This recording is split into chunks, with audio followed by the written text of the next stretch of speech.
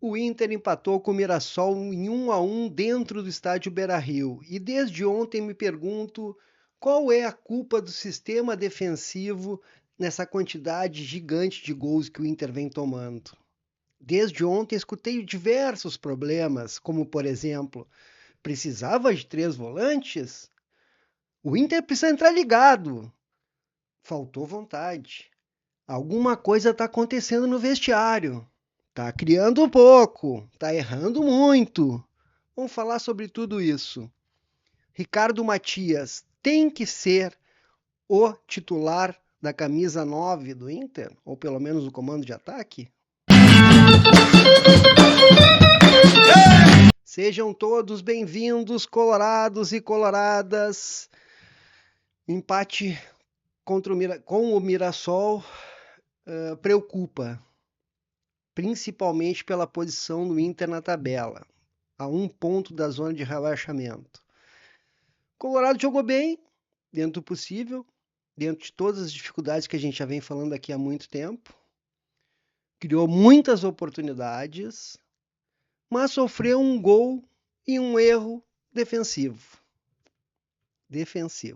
Vamos fazer o seguinte, vamos escutar o Roger, o que ele tem para falar sobre isso, e logo em seguida a gente volta para comentar o que o Roger falou, ok? Vamos lá. Uma desatenção, com certeza, que foi um escanteio, né, do adversário. No segundo momento, um cruzamento, a gente perdeu nossas referências dentro da área, né, no Reinaldo, que é um cruzador exímio, né?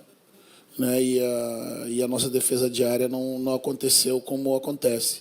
Né? Claro que esses eventos eles não foi o primeiro nem o segundo, né? Esses gols no começo de jogo, né? E você faz muita força, né, para depois recuperar o terreno. Os jogadores saem exaustos, né? Então uma das questões justamente de promover uma equipe mais sólida, colocando a entrada de mais um jogador de meio, foi justamente a gente tentar evitar, né, que a gente saísse atrás do placar, né, para depois ir soltando o time, manter o zero do placar, né, cuidar do 0-0, porque fazer 2 gols no futebol é muito difícil, e fazer 2 gols depois de tomar gols logo no início, né, que modifica e atrapalha toda a estratégia para a partida, é mais difícil ainda, né.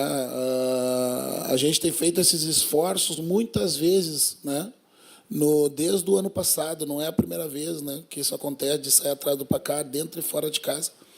Né, desatenção, mas não é descuido, né, a gente faz um bom aquecimento, a gente faz uma boa entrada em campo, mobilizando os atletas, né, os adversários acabam, encontrando espaços nos primeiros minutos, né, em que talvez a gente entre um pouco desconcentrado, e aí eu vou ser obrigado a falar desse desgaste também, né, que tira a atenção a cada 3 dias do jogo, mas o fato é que a gente tem que cuidar para manter o zero do placar.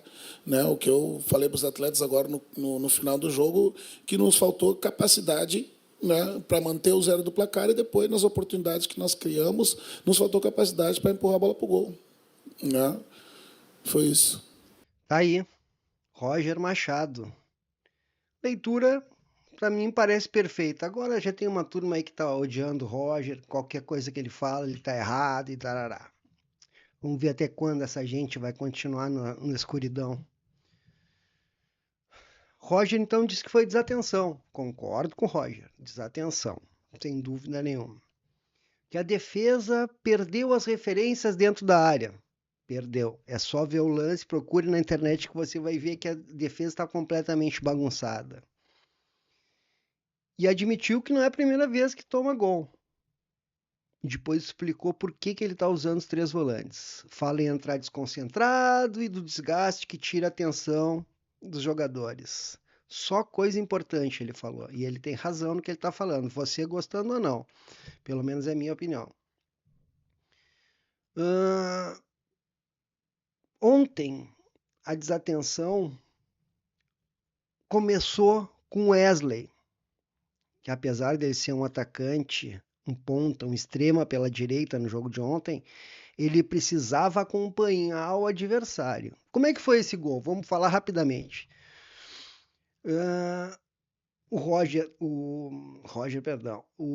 Inicialmente o Wesley deveria estar marcando o Reinaldo, certo?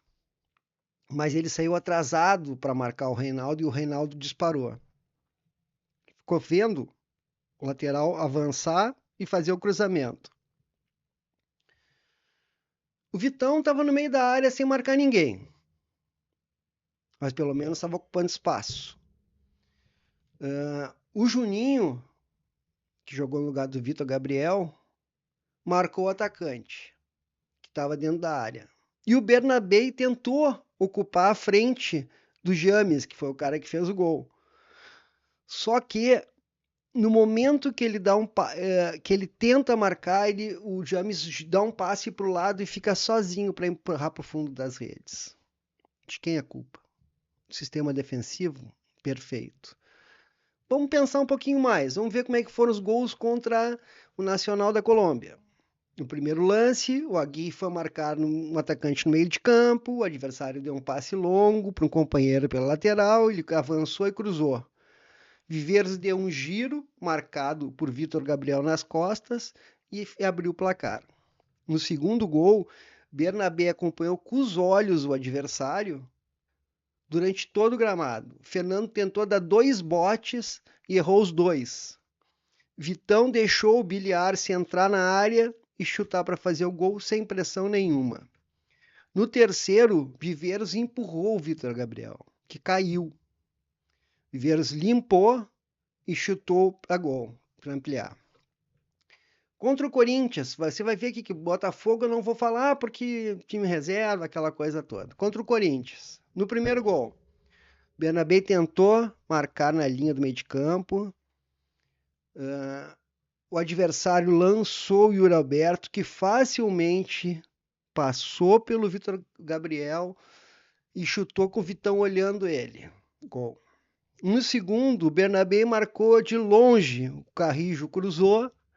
A bola passou por cima da cabeça do Aguirre e Matheus Bidu cabeceou para o meio da área para o Yuri Alberto guardar de cabeça, com o Vitor Gabriel marcando atrás. O terceiro foi de pênalti. Já o quarto, Aguirre saiu para marcar no meio de campo. Corona avançou, passou pelo Vitão e fechou o placar. Então é o seguinte, ó. Eu falei de alguns gols que o Inter sofreu a profusão aí nos últimos jogos, tá? A turma tem muito reclamado do terceiro volante, que eu vejo com preconceito danado, tá? Agora, se o Roger quer dar mais segurança com eles, é preciso auxiliar justamente no espaço que os adversários estão ganhando da gente, que é as laterais. Ou seja, ele tem que arrumar um esquema para que Aguirre e Bernabé tenham coberturas, e eles não estão tendo. Eles estão ficando sozinhos contra os caras, são 2 baixinhos, e que tem muita dificuldade na marcação. Muita. Tá? Ofensivamente, o Inter passou a criar muito mais oportunidades com eles. Com os laterais, inclusive, chegando bastante à linha de fundo. Né? Criou muitas jogadas dessa forma. Ok, só que tem que ajudar eles na marcação. E eu achei que realmente ontem ia acontecer isso, só que não aconteceu mais uma vez. Contra o Mirassol, o Inter chutou 11 vezes ao gol do adversário. O adversário 2 vezes. Contra o Nacional, o Inter chutou 6 vezes na meta do adversário, contra 3 dos uruguaios. Contra o Atlético Nacional, o Inter chutou 5 vezes ao gol. Sabe quantas vezes os colombianos chutaram na meta do Inter? 3. Marcaram 3 gols. Contra o Corinthians, foram 4 chutes do Inter e 9 do Corinthians. Estou falando de chutes em direção ao gol, tá? Contra o Maracanã, foram 6 chutes ao gol, de 30 no total. 30 no total, e o Inter fez um gol. Contra o Juventude, foram 7 chutes a gol do Inter e 3 gols marcados, contra 1 do Juventude. Já contra o primeiro jogo contra o Nacional do Uruguai, foram 6 chutes do Inter a gol contra 5 do adversário. Ou seja, O Inter tá criando bastante. Lá atrás se falava que o Enner não fazia gols, agora a gente tem um centroavante que faz. Tá sendo criando muitas oportunidades. Ah, mas a gente erra. É óbvio que erra. É do jogo. Para não é, o Inter não é o Real Madrid, apesar de muitos torcedores e comentaristas acharem que é, não é. Pelo contrário, o Inter tem muita dificuldade no grupo. Então a gente pode falar isso tudo, tá? Eu acho assim, ó, que os volantes vêm contribuindo, tá? Mas em uma jogada que eles não contribuem, babau, tia Chica. O Roger precisa resolver o problema da cobertura nas laterais. Ah, mas não tem como fazer o jogo inteiro. Tem que arrumar um jeito. Porque em qualquer ataque dos adversários contra o Inter, os dois laterais sucumbem. A bola não pode ir na direção deles, tá? Porque se for na direção deles, a chance de sair um gol é grande. Eu tô dando uma exagerada, eles ajudam muitas vezes, é óbvio que sim. Só que assim, ó, se a gente pegar os gols, como eu falei agora há pouco, é essa situação. Nós estamos tomando muitos gols partindo do setor deles e partindo também e pelo meio da área, com chutes de fora da área e chutes de dentro da área. Ou seja, o sistema defensivo precisa de um ajuste forte o quanto antes. Tenho cansaço? Tenho cansaço. Tenho a série de decisões? Tenho a série de decisões. Que mais? Não tem peças para reposição, não tem peças para reposição de qualidade. O Vitor Gabriel, que estava fazendo uma bela temporada, desde que voltou de lesão, tá tendo dificuldades. Tanto que ontem o Roger botou o Juninho para dar um descanso para ele. Porque ele já vinha descansado, ele passou um tempo fora. Recentemente ele voltou a jogar. Então eu acho que é muito mais uma substituição pelas dificuldades que ele vem enfrentando do que por qualquer coisa, tá? O Aguirre o Aguirre e o Bernabei são baixinhos e têm muita dificuldade defensiva e estão expostos. O problema é que para ajudar os dois, o time perde força ofensiva. Quem é que marca? Pois quem ajuda na marcação dos extremas são os extremas e os pontas. Eles precisam voltar. Só que parece que Thiago Maia, teoricamente é um cara que marca o lado esquerdo, e o Wesley não estão resolvendo a situação. E o Roger precisa resolver. Precisa resolver. Mas como é que ele resolve se ele não tem treino? Sim, essa é a grande dificuldade. Por isso o Inter vem tomando tantos gols. Por isso o Inter não vem repetindo as mesmas atuações do ano passado. Ah, mas é igual para todo mundo. Sim, nós não temos o mesmo grupo do Palmeiras, nem do Flamengo, nem do Botafogo, nem do não sei quem, do Atlético Mineiro e não sei quem mais. Não temos. Nós vamos ter que escolher o que nós queremos ganhar. Só que agora a gente tem uma outra situação. O Inter está quase na zona de rebaixamento. Então, vai precisar dividir sua concentração. Para mim, qual é a saída para isso? Eu colocaria mais reservas para começar o jogo, para ver até onde é que eles vão. Se der alguma zebra no meio do caminho, como foi contra o Botafogo, repensa o jogo logo no começo. Mas é fácil, eu sentado aqui gravando um vídeo falando essas coisas, né? Quem tem compromisso é o Roger, e eu imagino que seja muito difícil para ele, né? Agora esse papinho de time sem vontade, como é que vocês definem isso? Como é que vocês olham um jogador e bah, esse não tá com vontade de jogar? Ou então pior, tá acontecendo alguma coisa no vestiário. Como é que vocês sabem? Não tem notícia nenhuma saindo lá de dentro. Ah, tirou da cabeça? Bom, é um problema que tu tem que resolver com a tua cabeça. Só o seguinte, ó, não tem nenhum sentido neste momento de dizer que o vestiário está contra o Roger. Não vejo nenhum sentido. Tá? Pelo contrário, quem viu o vídeo da vitória lá no Uruguai vê justamente o contrário. Tá? Vê Roger, inclusive, agradecendo os caras por ele estar jogando por ele. Procurem esse vídeo lá na TV do Inter, tá? É bem interessante. Eu vejo assim, ó, o Inter brigando, lutando. Se tem time que luta por vitória, é o do Roger. Ontem provou mais uma vez que não desiste de atacar mesmo perdendo em casa. Insistiu, fez 400 lances, errou 2 lances, bola no poste, teve um pênalti sonegado para variar. Eu fico perguntando o seguinte, se fosse tantos erros não,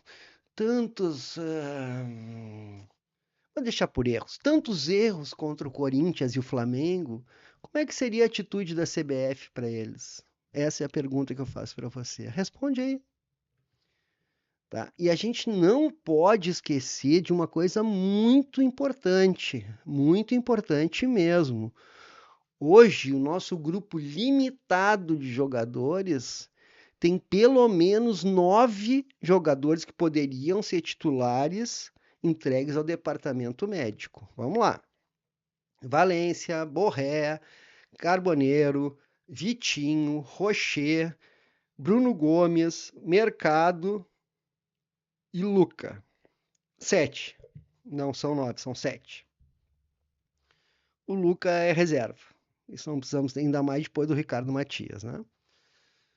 Agora a gente precisa botar todas essas coisas que eu falei neste vídeo, a gente precisa botar quando a gente vai achar que o Inter tá cansado, que o Inter não tá afim, que o Roger é o culpado, que os 3 volantes são culpados, porque o time não tem vontade de ganhar. Todas essas coisas precisam ser colocadas. Todas essas coisas. Continua jogadores do Inter tropeçando na bola, caras que não tropeçam normalmente. Por exemplo, o Alampa, além de muito bem marcado, ele está esgotado fisicamente e não consegue mais fazer o que ele conseguia antes. Por quais motivos? Físico, quantidade de jogos e também porque o Inter deu uma esculhambada dentro de campo. Ontem, por exemplo, eu vi um Mirassol muito parecido com o Inter. Muito parecido com o Inter. O Inter do ano passado, de 2024. Por sinal, tu sabe quantas partidas este Mirassol, que veio bem organizadinho, deu um calor no Inter no primeiro tempo, sabe quantas partidas ele fez nos últimos meses? Vamos lá. 5 partidas em abril e 3 partidas em maio com o do Inter ontem. A soma dos 2 meses do Mirassol não dá abril do Inter. Em abril, o Inter jogou 9 partidas. E em maio já são 5. É quase o dobro. É óbvio que o adversário vai correr mais que o Inter. É óbvio que você vai ficar pensando que o Inter não está afim de jogar porque o adversário está correndo mais. É óbvio, é o dobro. O dobro de partidas que o Inter jogou. Eu sei que tem muito colorado que odeia o Inter, né? Que adora esculachar e falar mal. Só que, por favor, ponha tudo na balança e faça o seu cálculo. O seu cálculo. É assim, ó. Eu vejo muito invicto dizendo que não pode empatar com o Mirassol dentro de casa. O que tem de invicto por aí é brincadeira. É claro que não pode. Quando o cara veste a vermelhinha, e entra em campo, ele não pode perder para o ímpar, amigo. Ele não pode perder nada, porque esse clube é muito grande. É muito grande. Mas também nós precisamos levar em conta essa grande quantidade de coisas que somam para o resultado ser esse que tem sido nos últimos jogos, tá? Eu, por exemplo, ontem teria entrado com muito mais reservas. Mas a gente podia perder. Bom, o que a gente fez ontem, cansou os titulares, não ganhamos e agora vamos ter que ganhar as mais na frente. E aí? Com os mesmos jogadores cansados. Não é fácil, cara, não é fácil. Só aqui sentado na teoria que é fácil.